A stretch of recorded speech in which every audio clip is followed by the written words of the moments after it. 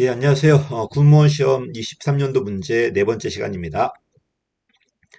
자, 21번입니다. 에도크라시 물어봤는데 주로 물어보는 게 관료제와 비교하는 것도 있고요. 여기는 에도크라시 내에 여러 가지 모형이 있는데 그 모형을 비교한 겁니다. 답은 4번이었는데, 뭐 4번 내용은 좀 이따 보고요. 여러분이 힘들어 하시는 게 좀 헷갈려 하시는 게 테스포스하고 프로젝트 팀을 비교하는 걸 많이 이제 혼란스러워 합니다. 저도 그래요. 제가 배울 때와 지금이 좀 달라졌기 때문에 그래요. 옛날 문제는 이 반대로 나왔어요.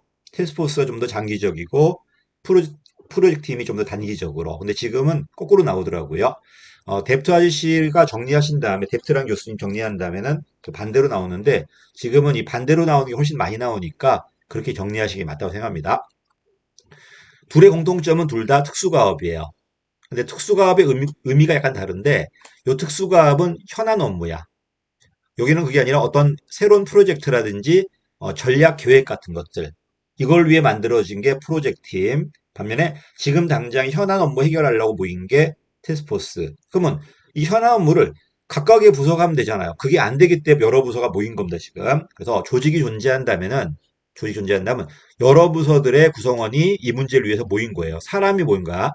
사람 모여가지고 요 문제 해결을 되고 해체되는 게 바로 뭐다? 테스크포스. 반면에 어떤 프로젝트를 만들려고 조직을 만들었어요. 조직 만든 다음 이 친구들한테 권한 주는 겁니다. 얘가 그 일을 완성하게 만드는 게 프로젝트 팀입니다. 그래서 둘 다 비교한다면 위에 거는 사람이 모인 거고 밑에 건 조직이 만들어졌기 때문에 위에 게 좀 더 단기적이고 인적이고 밑에 게 좀 더 장기적이고 물적이라고 그래요. 이런 게 뒤에 나올 겁니다. 자, 문제 보시면은, 내용 보시면은, 테스포스는 사람 모였다, 인적이다. 그치? 여기는 조직이 만들어졌죠? 조직이 만들어진다는 건 서열이 만들어진다는 거예요. 그러다 보니까 상대적으로 수직적이라는 소리예요. 물론 관료제와 비교한다면 수평적이에요. 근데 요 테스포스와 얘를 비교한다면 얘는 조직에 서열이 존재하니까 수직적이고 얘는 사람 보이는 거고 여러 부서들이 차출된 애들이잖아 지금 수평적이고 여기 팀장도 있고 이 팀장도 있는데 여기 팀장은 연락 책임자예요. 여기 팀장은 말 그대로 요 조직 관리자 될 거고요. 자 얘는 그 문제 현안 문제만 해결되고 해체되는 겁니다. 단기적이다, 임시적이다. 해체될 겁니다. 원소속에 있으면서 파견된 거예요. 얘는 그렇지 않습니다. 그 조직 자체가 만들어진 거야. 원소속에 이탈해갖고 전임으로 일해요. 전임으로 일하고 그 문제 해결되면 해체되는 게 해체될 수도 있어요. 해체될 수도 있지만은 새로운 프로젝트로 넘어갈 수도 있어요. 그래서 목표 일관성 오히려 하나 목표밖에 없는 테스크포스가 훨씬 더 강할 수 있습니다. 얘는 바뀔 수 있으니까요.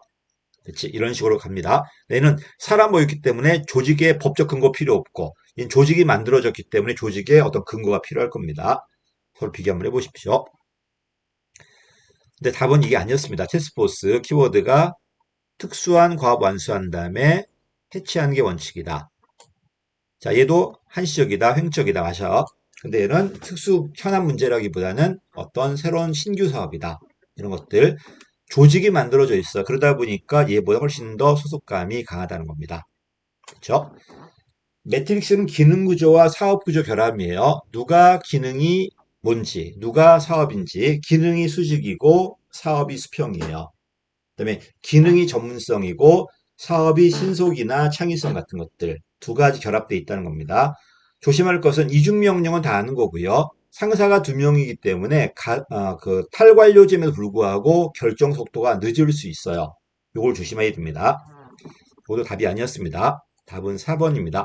자, 네트워크는 뭐죠? 핵심은 내가 한다. 기획이나 조정 같은 것들.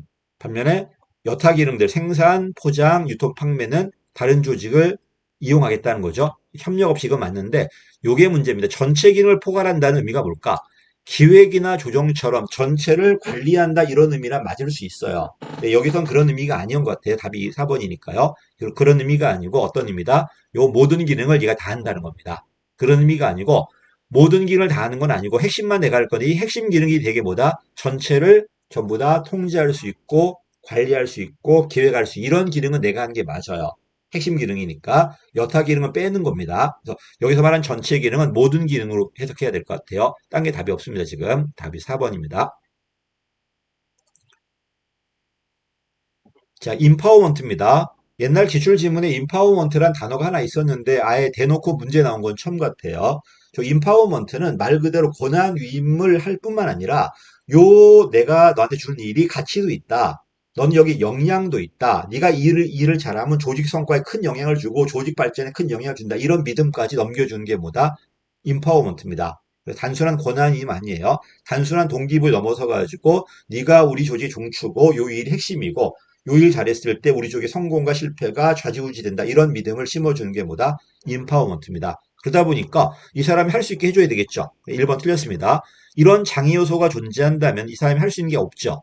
이 장애 요소가 뭐다? 바로 통제 중심, 연공서열, 기존의 절차, 이런 규칙들, 이런 게 존재하고 권한이 없다면 이 사람이 할 수 있는 게 없기 때문에 이런 거 안 만들어줄 겁니다. 이게 없어져야지 새로운 아이디어라든지 실험이라든지 이런 게 만들어질 겁니다. 그리고 이런 게 계속돼야지 지속될 겁니다. 4번에 지속 얘기가 나와요. 답은 1번입니다. 요거는 보통 책에 없는 건데 제가 정리 좀 해봤어요. 답은 4번도 아닙니다. 자, 얘는 뭐다? 일단 일을 줘야 되겠죠. 요 일, 그 다음에 요 일에 맞게 권한 줘야 될 거고요. 그 다음에 요 일을 할 수 있는 능력도 부여해 줘야 될 겁니다. 세 가지가 필요합니다. 일을 주고, 권한 주고, 업무 능력 같은 것들. 요게 구성 요소예요. 넘어가 학자가 정리한 건데, 위에 건 제가 정리한 거고요. 일단 요 의무감이 뭐냐면, 요 일이 정말 가치 있는 일이에요. 네가 요 일을 했을 때 정말 너는 이 너의 의무고, 마땅히 해야 되고, 그지 가치 있는 일이란 말이야. 그리고 넌 일을 할 수 있는 역량이 존재해요. 확신이 있다는 겁니다. 그리고 이 사람이 스스로 결정할 수 있게 권한을 위임해야 되겠죠. 위임해야 되고 그리고 성공했을 때 그 가치가 우리 조직의 성과에 큰 영향을 준다는 겁니다. 이게 바로 영향력이에요. 네 가지입니다. 의무감, 일에 대한 의무감이 있어야 되고 일에 역량이 존재해야 되고 권한이 부여돼 있어야 되고 자기 결정력이 그다음에 그래서 성공했을 때 그 결과물이 조직 성과에 큰 영향을 준다는 믿음이 있어야 돼. 그래야지 이 사람이 많이 받았다고 느낀다는 겁니다. 이런 것들. 그다음에 이런 인파워먼트가 잘 됐나 안 됐나 평가가 해야 되지. 평가 기준이 바로 나옵니다. 얼마나 내가 힘을 많이 갖고 있는가. 첫 번째 내가 자율적으로 결정할 수 있는 힘이 있는가. 그다음에 이런 방향을 같이 만들었는가. 추구한 방향성. 그다음 맨 마지막에 리더가 날 얼마나 지원하는가. 이 세 가지를 가지고 그 구성원들이 힘을 받았다, 안 받았다 평가한다는 겁니다. 구성 요소하고 그 결과 평가 기준 걸, 이 세 가지는 좀 외워두시면 어떨까 합니다. 자, 다시 합니다. 기존에 장애 요소가 있다면은 어떻게 될 것 같아요? 이런 새로운 아이디어 실험은 안 나옵니다. 이걸 없애줘야 돼. 그 장애 요소가 뭐냐? 통지 중심, 연공서열, 규칙, 절차, 이런 것들, 부서 장벽, 이런 게 존재한다면은 내가 할 수 있는 게 없을 거예요. 이걸 없애줘야지만 이런 게 만들어질 겁니다. 그래야지 새로운 아이디어, 실험, 태도, 가치관, 형성, 이런 게 만들어질 겁니다. 답은 1번이었습니다. 자, 고위공무원단입니다. 이건 일단 미국 개혁이었고요. 미국 개혁은 노무현 때 들어옵니다. 또 명박이형 때 한 번 더 수정되고요. 이런 고위공무원단은 그 노무현 개혁이었지만 요 안에는 뭐가 있다? 그 개방형 임용도 있고 공모시기도 있어. 이런 개방형 임용 제도는 김대중 정부 때 들어와요. 김대중 때. 그래서 김대중 때 개방형, 고위공무원단은 노무현 때. 그다음에 개방형 아니에요. 개방형은 내외 경쟁이거든요. 이건 내부 사람만 되는 거야. 무늬만 개방형이지 외부 사람이 못 들어온단 말입니다. 이래서 박근혜 정부 때 뭐가 만들어져요? 경력 개방형이 만들어져. 이 경력 개방형은 내외 경쟁이 아니라 외부끼리 경쟁이에요. 근데 이거는 선택사항입니다. 개방형은 반드시 해야 되지만 얘는 선택사항입니다. 다시 마무리한다면 개방형은 김대중, 고위공무원단은 노무현, 명박이형 때 수정되고요. 그 다음에 경력 개방형은 박근혜 정부에 들어옵니다. 이런 식으로 정리 한번 해보시야 됩니다. 자, 문제 좀 이따 보고요. 자, 넘어가면 정리했습니다. 고위공무원단. 원래 계급제와 직위분류제가 양분돼 있었죠. 원래 미국은 직위분류제 국가야. 근데 직위분류제는 업무가 명확해서 전문성은 있지만 윗사람이 관리 능력이 없어요. 왜 한 가지만 전담하다 보니까 전체를 못 보겠죠. 그래서 이게 약화되고 계급제가 들어와요. 그리고 78년도에 엽관조소가 왕창 들어옵니다. 18년도. 요게 이제 카터 때 들어올 건데 그 다음에 여기다가 성과 요소가 들어와요. 그래서 미국은 직위분류제를 기반으로 하되 얘가 좀 약화되고 계급제, 엽관주의, 성과 요소 들어옵니다. 우리는 원래 계급제 국가잖아요. 이러다 보니 전문성 강화하려고 직위분류제 요소가 들어와요. 그 다음에 여기다가 누가 들어온다? 엽관주의와 성과 요소가 들어옵니다. 직위분류제가 들어온다는 건 계급제 완화된다는 거잖아. 연공서열이 약화되고 일이 강화되고 그 다음에 성과라는 결과 중요하겠죠. 직무, 성과, 직무, 성과예요. 이런 식으로 바뀝니다. 그래서 어디까지가 여기까지가 미국식이라면은 여기서 여기까지는 우리나라식입니다. 우리나라는 특히 얘가 들어온다는 건 얘가 약화된다는 거야. 또 얘가 들어왔으니까 기존의 실적주의 신분보장이나 중립이나 중앙인사위원회 권한 이런 게 전부 다 약화될 수밖에 없어요. 서로 비교를 해보시고요. 자, 넘어가면은 미국이 제일 먼저입니다. 미국은 1978년도 카터 정부 때 공무원 제도 개혁부로 이때 들어옵니다. 여권 조사 막 들어와요. 고위공무원단하고. 우리 노무현 때가 최초였고요. 그 당시엔 5등급이었어요. 원래 계급제보다 직위분류자 등급이 많거든요. 직위분류가 들어온 겁니다. 근데 이거를 명박이용 때 2등급 바뀌어요. 그럼 5등급에 2등급 바뀌었으니까 다시 계급제로 복귀할 수 있겠죠. 이런 기출지문도 있습니다. 그래서 시작은 요 주심에 노무현이 이거를 김대중이나 명박이용으로 바꿀 겁니다. 둘이 한번 비교해 보시고요.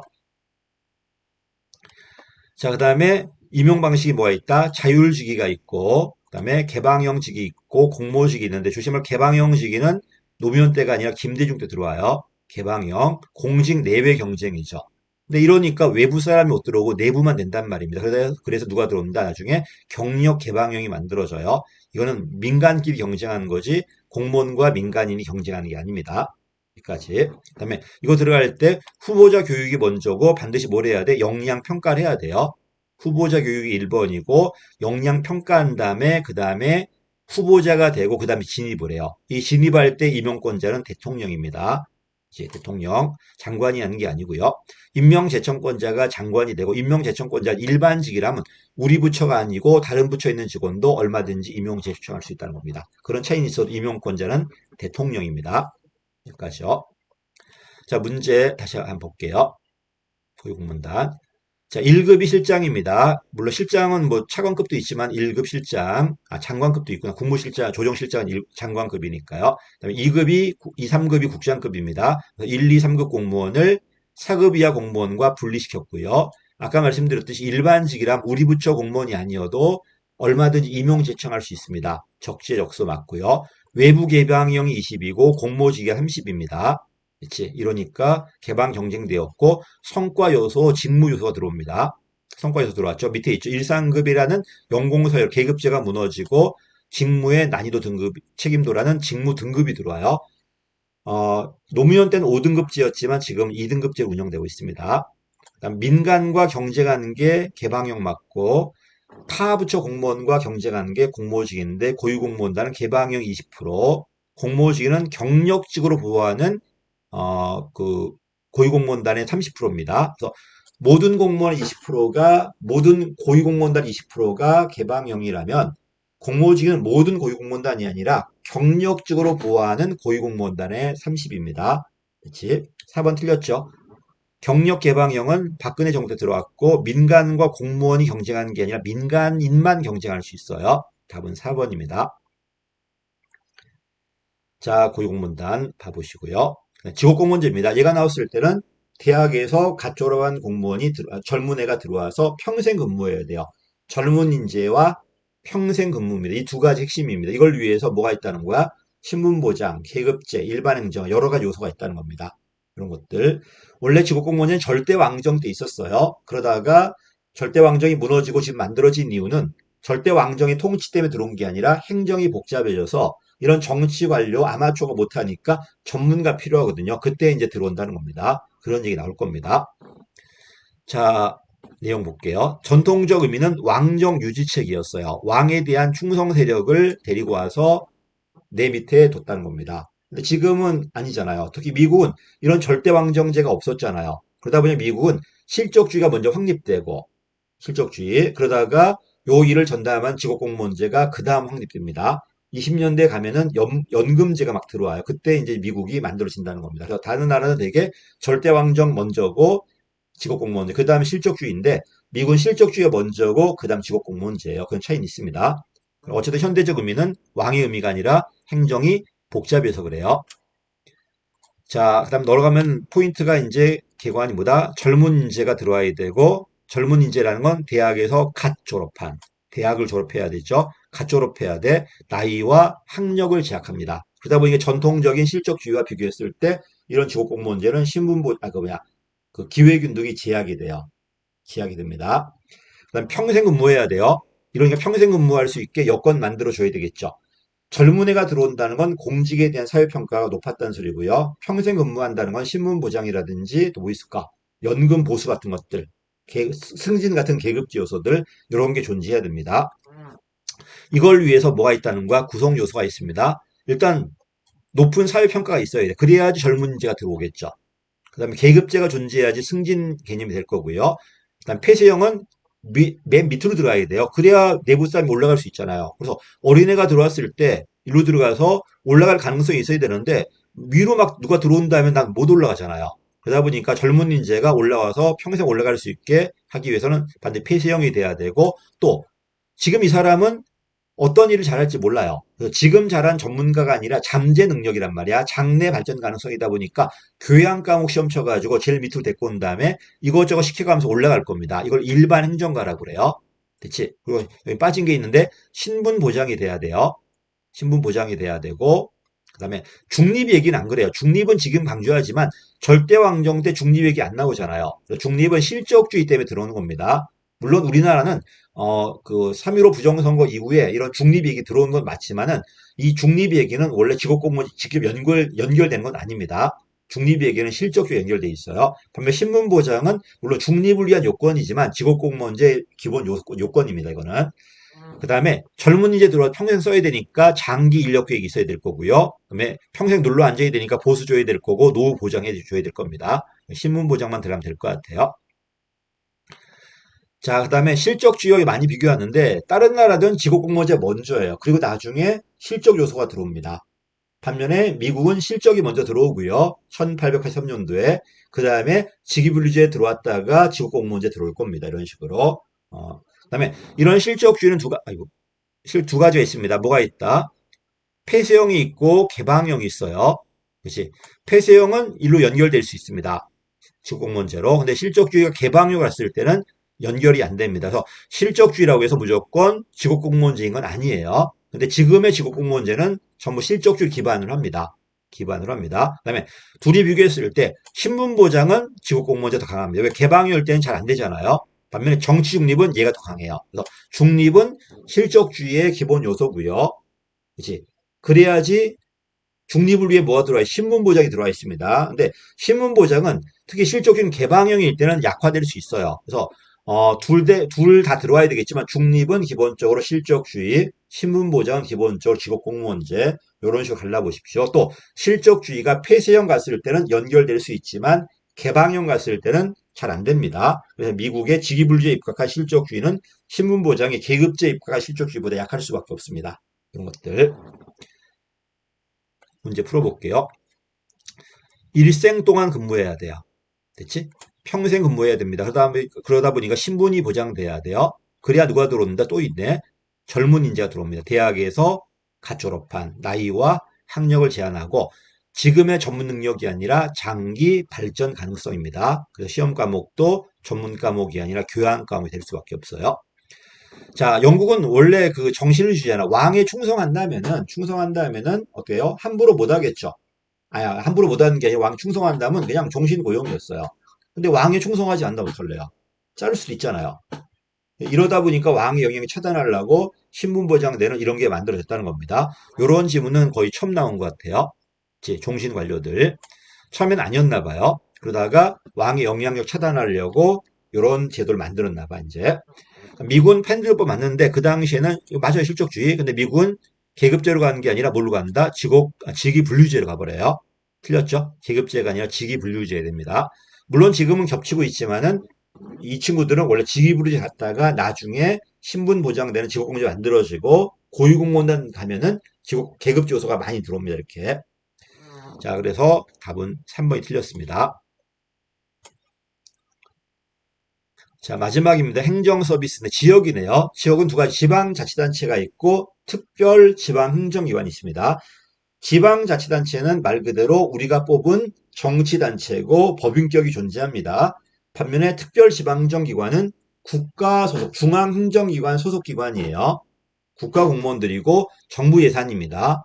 이러다 보니까 지역 서비스 주는 건 맞는데 뭐가 없다? 주민들이 참여할 수 있는 여건이 안 됩니다. 이게. 공간이 없잖아, 지금. 그래서 두 가지가 있다. 전달 주체는 크게 누가 있다?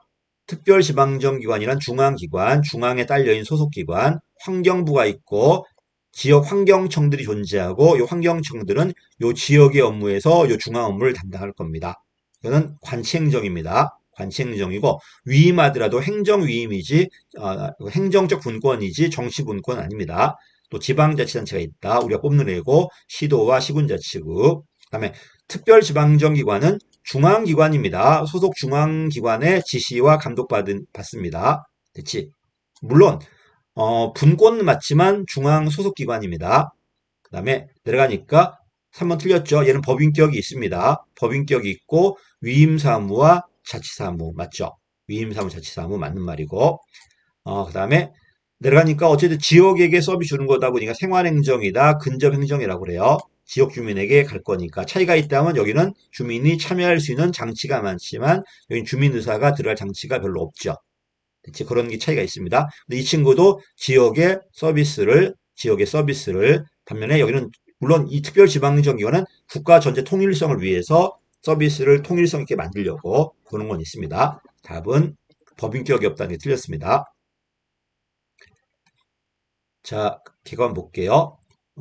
소속 중앙행정기관에 딸려 있습니다. 특별지방행정기관은 그게 국가기관입니다. 중앙행정기관의 소속기관이다. 정부 예산이고요. 국가공무원입니다. 그치? 여기 기본 내용이고요. 그다음에 비교했습니다. 자, 얘는 국가가 자기 기관 만드니까 직접 통치, 얘는 독자적 법인에게 넘겨줬기 때문에 간접 통치라고 그래요. 법인격이 있다. 얘는 없습니다. 관치행정이야. 얘는 자치와 위임입니다. 위임 맞고요. 정치상의 분권 맞죠? 민주성의 의미가 있고요. 얘는 민주성의 의미라기보다는 행정의 능률성이나 전문성, 통일성 같은 것들. 됐지? 행정분권입니다. 얘는 지역적으로 그 지역이 다 합니다. 지방자치단체가 모든 업무 다 하다 보니까 종합행정이라고 그래요. 얘는 그렇지 않습니다. 자, 이런 특별지방행정기관은 환경청은 전국에 다 있어요. 국가 통일성도 있고요. 그 다음에 국가기관은 업무를 환경부, 뭐 교통부 다 갈라가지고 분야별로 합니다. 이 분야별 업무만 담당하다 보니까 특별이고 지방이 있죠. 그 다음에 전문성이 있습니다. 요 업무를 전담할 거니까요. 다시 할게. 얘는 지역의 업무를 다 합니다. 교육부터 모든 걸 다 합니다. 종합성이고 지역의 종합성이고 얘는 전국에 다 있으니까 국가 통일성은 있어요. 근데 분야별로 그 특별지방행정이 갈라져 있어요. 환경청, 교통청 다 갈라져 있다 보니까 기능별 전문성, 분야별 전문성이에요. 그래서 전문성, 그다음에 통일성은 특별지방 국가기관이죠. 지방자치는 종합성이라고 그래요. 물론 민주와 능률로 한다면 얘가 민주가 될 거고 얘가 능률이 되겠죠. 이거 풀 때 얘는 지방으로 얘는 중앙 놓고 풀어도 답이 나올 겁니다. 왜? 우리 지방자치로는 지방자치단체와 다른 걸 비교하는 거지 중앙기관과 특별지방정과 비교하진 않습니다. 그래서 문제에서 만약에 중앙기관과 특별지방기관을 비교한다면 얘기 달라지겠지만 그런 문제 거의 없어요. 내가 본 적이 없어 거의. 되게 지방자치단체와 특별지방행정기관 비교하는 거니까 특별지방행정기관을 중앙기관으로 지방자치단체를 지방기관으로 놓고 푸시면은 갈라질 수 있을 겁니다. 여기까지 하겠습니다. 이제 문제 다 풀었네요. 고맙습니다. 여기까지 하겠습니다.